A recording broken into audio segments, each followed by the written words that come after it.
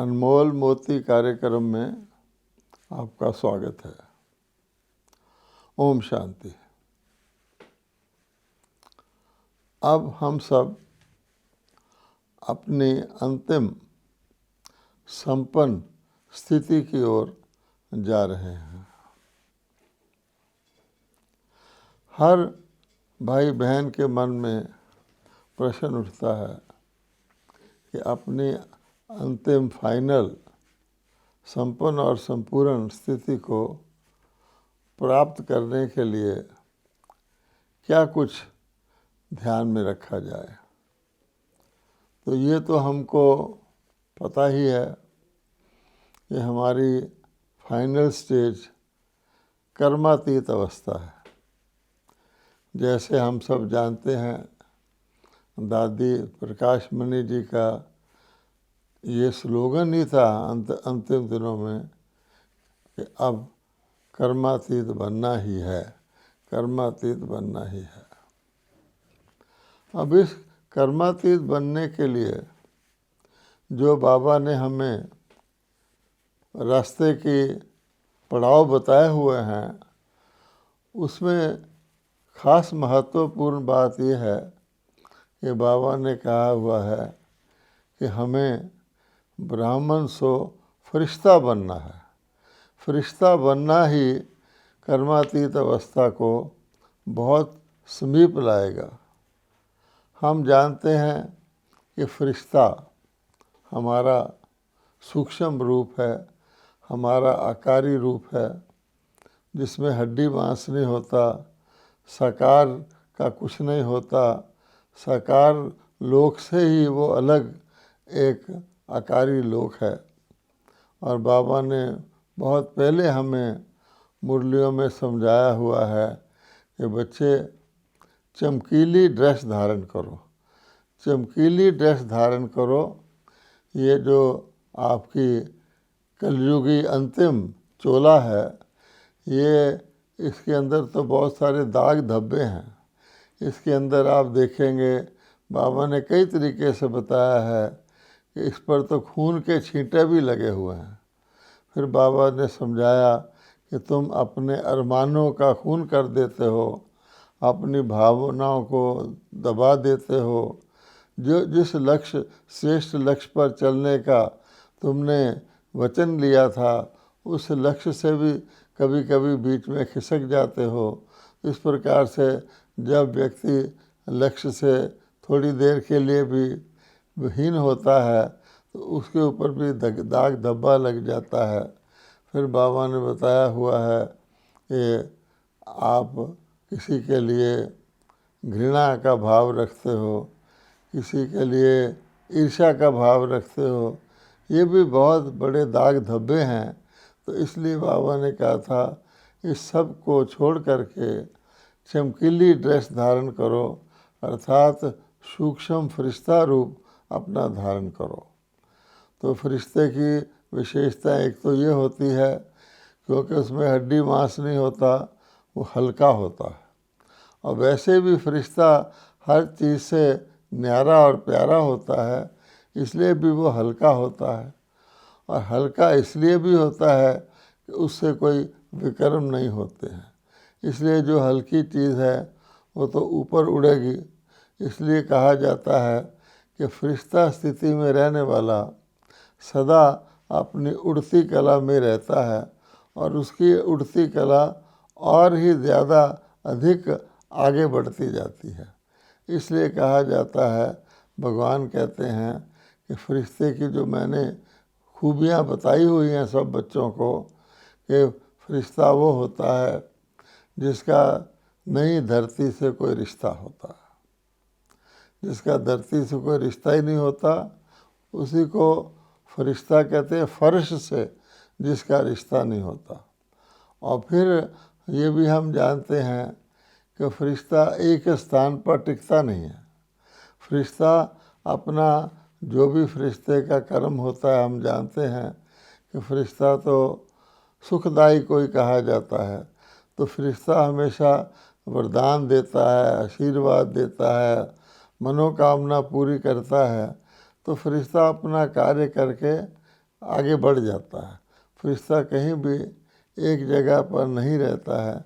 और जैसे बाबा ने हमें भूत और फरिश्ते का अंतर भी समझाया हुआ है कि भूत भी सूक्ष्म होता है, लेकिन भूत के लक्षण कोई दूसरी प्रकार के होते हैं। भूत जो है बिना परमिशन के ही आपके अंदर प्रवेश कर जाता है और उसको निकालना तो बहुत ही कठिन होता है। दुनिया के अंदर भी अगर किसी व्यक्ति के अंदर दूसरी रूह चली जाती है तो आप जानते हैं उसके लिए बहुत मेहनत करते हैं, उसको मारते हैं, पीटते हैं, मिर्चों की धूनी लगाते हैं, तब कहीं वो जाके निकलता है। और बाबा ने हमें बताया हुआ है कि ये जो भूत हम लोगों को सिर्फ परिचय मिला है पूरा, वो हैं 5 विकारों रूपी भूत।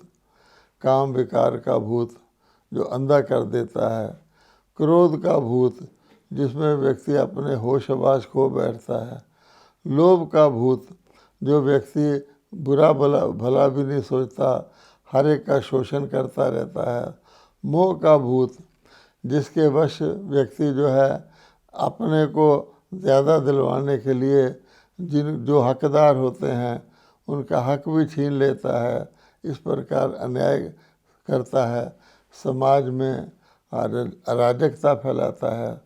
और अहंकार का भूत तो कहा ही जाता है, पाप मूल अभिमान, वो तो व्यक्ति से अनेक पाप कराते रहते हैं।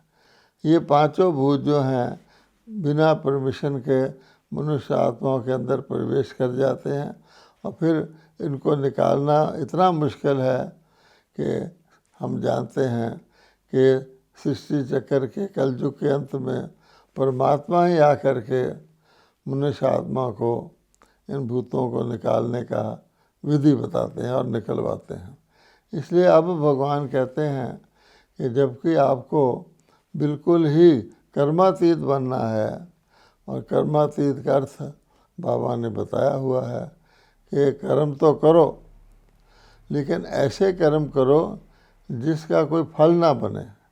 नहीं तो आप जानते हैं हर कर्म का अच्छा या बुरा फल होता है, लेकिन इस प्रकार के कर्म करो जिसका आपके ऊपर प्रभाव ना आए, उसका कोई लेप शेप ना चढ़े, उसका कोई कर्मिक अकाउंट ना बने, अर्थात न्यारे और प्यारे होकर सर्व कल्याण के प्रति स्वार्थ रहित निस्वार्थ शुभकारी कर्म करो।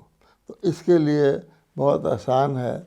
अगर हम फरिश्ता रूप में रहते हैं तो हमारे इस प्रकार के कर्म होते हैं, लेकिन फरिश्ता रूप का मतलब क्या है कि अब हम फरिश्ता तो हम वास्तविक फरिश्ता तो हम जब कर्मातीत बनते हैं, इस देह को छोड़ते हैं, उस समय बन सकते हैं, लेकिन फरिश्ता की अवस्था को हम धारण कर सकते हैं। इसको हम कहेंगे धरती के फरिश्ते। कि धरती पर हमने शरीर भी धारण किया हुआ है, हम शरीरधारी हैं और सब अपने कर्म योगी हैं, इस दुनिया में रह रहे हैं, हमारे मित्र संबंधी हैं, संबंध संपर्क वाले हैं, उस सब के बीच में रहते हुए भी हम अपने आप को फरिश्ता मानकर, यानी नॉन अटैच्ड मान करके, न्यारे और प्यारे समझ के बिल्कुल साक्षी होकर जो कर्म हम करते हैं उसको कहा जाता है फरिश्ता जैसे कर्म, कर्मातीत अवस्था। तो ब्राह्मण होते हुए बाबा ने कहा, पहले तो मैंने आपको शूद्र से ब्राह्मण बनाया, ब्रह्मा मुख वंशावली बनाया, यानी हमारे अंदर जो 5 विकार हमारे अंदर रह कर के हमारी संकल्प को, वाणी को, कर्म को दूषित कर रहे थे, जिसके लिए हम पतित कहलाते थे, भगवान से प्रार्थना करते थे हमें पावन बनाओ, उसको तो बाबा ने हमें शूद्र से ब्राह्मण बनाया, अर्थात ब्रह्मा मुख द्वारा हमें अडॉप्ट किया कि तुम इस विकारों वाली दुनिया में रहते हुए अब तुम न्यारे हो गए हो, अब मैंने तुम्हारा वर्ण बदल दिया है। ब्राह्मण वो होता है जो परमात्मा शिव से ब्रह्मा द्वारा बताए गए और चले हुए आचरण को फॉलो करें। इसलिए ब्रह्मचर्य कहा गया है कि वो आचरण जो ब्रह्मा ने करके दिखाया, जिसमें पवित्रता भी आती है। फिर हम जानते हैं ब्रह्म ज्ञान कहा जाता है कि जैसे ब्रह्मा जी ने ईश्वरीय ज्ञान को धारण किया और कराया, हमें भी वो करना है। फिर ब्रह्म भोज कह दिया गया है, लेकिन वास्तव में ये ब्रह्मा भोजन है, अर्थात सात्विक भोजन जो शिव परमात्मा गीता के भगवान ने हमें सिखाया। और वो ब्रह्म ज्ञान अर्थात वो दिव्य श्रीमत जो भगवान ने हमें दी। इसी प्रकार से ब्रह्म मुहूर्त कहा गया है कि सवेरे का समय सारे दिन में सात्विक होता है। उस समय परमात्मा को याद करना चाहिए और परमात्मा के ज्ञान का मंथन करना चाहिए, ताकि हमारे सारे दिन के कर्म श्रेष्ठ रहें। तो पहले तो हम इस ब्राह्मण जो रूप में रह कर के जो हमारी दिनचर्या भगवान ने बताई है, उस दिनचर्या पर चलते हुए हम यहाँ रहकर फरिश्ता रूप में रहकर यहाँ पर कर्मयोगी बने। लेकिन धीरे धीरे बाबा कहते हैं अभी हम ब्राह्मण स्व फरिश्ता रूप को धारण करें और अभ्यास करें, लेकिन जब अभ्यास काफ़ी पूरा बढ़ जाए तो फिर हम फरिश्ता स्व ब्राह्मण रूप को धारण करें। अर्थात हम ज़्यादातर अपने मन बुद्धि द्वारा फरिश्ता लोक में, सूक्ष्म लोक में रहें, और जब कर्म करना हो तो नीचे शरीर में आकर इंद्रियों के द्वारा कर्म करें, और जब कर्म पूरा हो जाए हम फिर अपने फरिश्ता रूप में चले जाएं। जिसके लिए कछुए का मिसाल दिया जाता है कि कछुआ जब कर्म करना होता है तो अपनी इंद्रियां बाहर निकालता है, उसके बाद फिर वो समेट लेता है। प्यारे बाबा ने, ब्रह्मा बाबा ने बहुत काल पहले 18 जनवरी 1969 को ही अपने साकार रूप को त्याग करके फरिश्ता रूप को धारण किया, अर्थात अव्यक्त लोक फरिश्ता लोक में चले गए। किस लिए गए कि बाबा ने कहा कि अपने हम सब ब्रह्मा कुमार कुमारियों को भी उस फरिश्ता रूप को धारण करना है। तो उसके लिए ब्रह्मा बाबा स्वयं सैंपल और एग्जाम्पल बने। इसलिए हमें एक ये भी लाभ है कि जब हम अपने यहाँ बैठकर ब्राह्मण रूप में फरिश्ता रूप को धारण करते हैं तो वहाँ पर सूक्ष्म लोक में हमारी मुलाकात जो है ब्रह्मा बाबा और या यूँ कहें कि बाप दादा ब्रह्मा बाबा और शिव बाबा निराकार दोनों से अव्यक्त लोक में फरिश्ता रूप में होती है।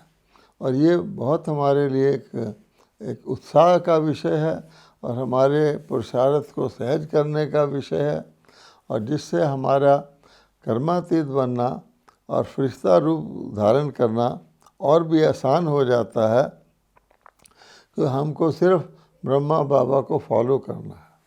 और शिव बाबा तो कहते ही हैं कि मैं निराकार लोक से परम धाम से सृष्टि पर आया और मैंने साकार ब्रह्मा को अडॉप्ट किया, उनके द्वारा आपको ब्रह्मा कुमार और कुमारी बनाया, इसलिए कि आगे जा कर के तुमको मेरे पास आना है, अर्थात शिव बाबा और ब्रह्मा बाबा के पास फरिश्ता लोक में आना है।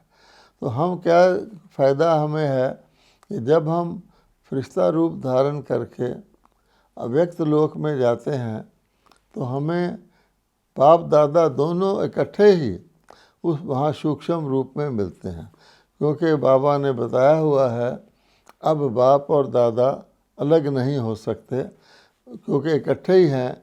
इसलिए सूक्ष्म लोक में जब हम याद करते हैं बाप दादा को तो हमारी मुलाकात दोनों से हो जाती है। तो ये और भी सहज हो जाता है कि निराकार रूप में शिव बाबा जो हम निराकार आत्मा के पिता हैं, और फरिश्ता रूप में ब्रह्मा बाबा और शिव बाबा जो फरिश्ता रूप हम भी धारण करते हैं। इस प्रकार से इस अभ्यास में हम दोनों बाप दादा दोनों से मिल सकते हैं। लेकिन फिर हमें ये भी पता है कि हमारे विक्रम विनाश जो हैं वो तो निराकार शिव बाबा को याद करने से ही होते हैं। और हमारा एक मुख्य कार्य ये है कर्मातीत बनने के लिए कि हम अपने पिछले अनेक जन्मों के जो गलत काम हैं, जो पाप कर्म किए हुए हैं, उनको योग बल से यानी भगवान को याद करके भस्म करें। जैसा कि बाबा ने गीता में भी कहा हुआ है कि मन मना भव हो जाओ, मुझ परमात्मा को याद करो आत्मा समझकर, तो मैं तुम्हारे अनेक जन्मों के पापों को भस्म करूँगा, उनसे मुक्त करूँगा। लेकिन एक फ़ायदे की बात यह है कि जब हम सूक्ष्म वतन में पहुँच जाते हैं और वहाँ रहने का अभ्यास करते हैं, बाप और दादा से इकट्ठा मुलाकात करते हैं, उनसे रू रिहान करते हैं, तो हमारे लिए निराकार स्थिति को धारण करना सहज हो जाता है।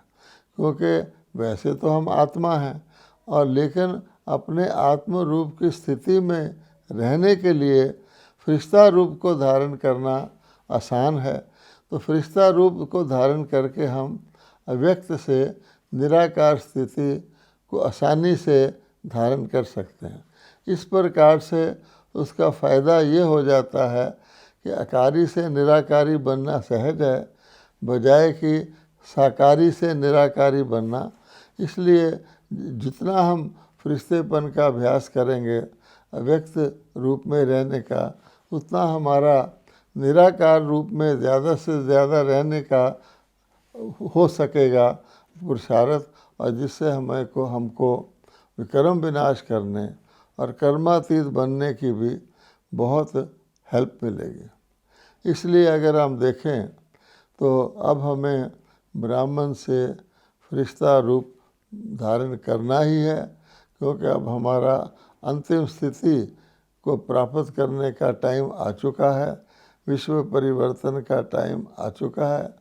इसलिए जब जो हमारे पुरुषार्थ की बातें थी कि हमें मर जीवा स्थिति में रहना है, मर जीवा तो हम लोग ब्राह्मण लोग ही जानते हैं कि जीते जी मरना, अर्थात इस पुरानी दुनिया में रहकर यहाँ अपने कर्म करना, अपने पुराने हिसाब किताब को चुकतू करने के लिए, और इस दुनिया से अपनी पीठ रखना, इसको बुद्धि से भूलना, अर्थात इससे अपने को मरे हुए समझना और अपना सारा जो हमारी शक्ति है, संकल्प शक्ति है, समय की शक्ति है, उसको हमें नई दुनिया जो आने वाला सतयुग है या उससे पहले जो परम धाम में हमें जाना है, वहाँ के लिए अपने आप को क्वालिफाई करना, जिसको कहा जाता है सर्वगुण संपन्न बनना, संपूर्ण निर्विकारी बनना, मर्यादा पुरुषोत्तम, अहिंसा परमो धर्म को धारण करना।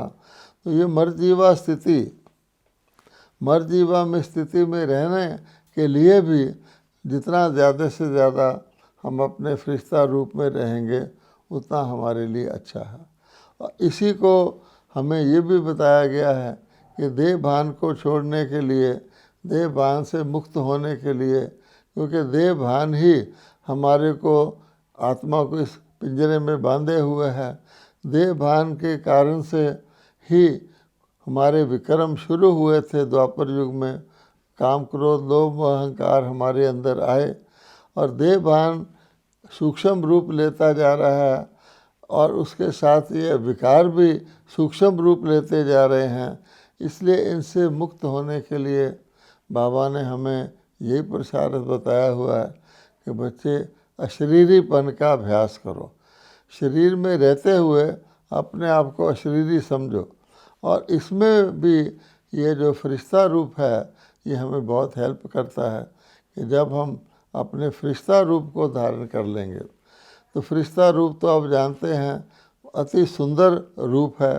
फरिश्ता कभी भी आप देखेंगे, उसका फरिश्ता जब भी दिखाया जाता है वो बहुत सुंदर रूप में दिखाया जाता है, क्योंकि उसमें ना तो विकार होते हैं फरिश्ता में, न ही किसी प्रकार की ईर्ष्या द्वेष आदि होता है, ना ही फरिश्ता में कोई आसक्ति होती है, इसलिए ना ही फरिश्ता को कोई इच्छाएं होती हैं। इसलिए हम अपने फरिश्ता रूप में रहेंगे तो देह भान से भी आसानी से मुक्त हो सकेंगे। फिर हम ये भी देखते हैं कि हमारा लक्ष्य है संपूर्ण वैष्णव बनना, क्योंकि वैष्णव कुल या जिसको हम दैवी संपदा कहते हैं, सतयुग में तो वही आत्माएं आएंगी जो संपूर्ण वैष्णव बनेंगी, अर्थात या मनुष्य से देवता जैसी बनेगी।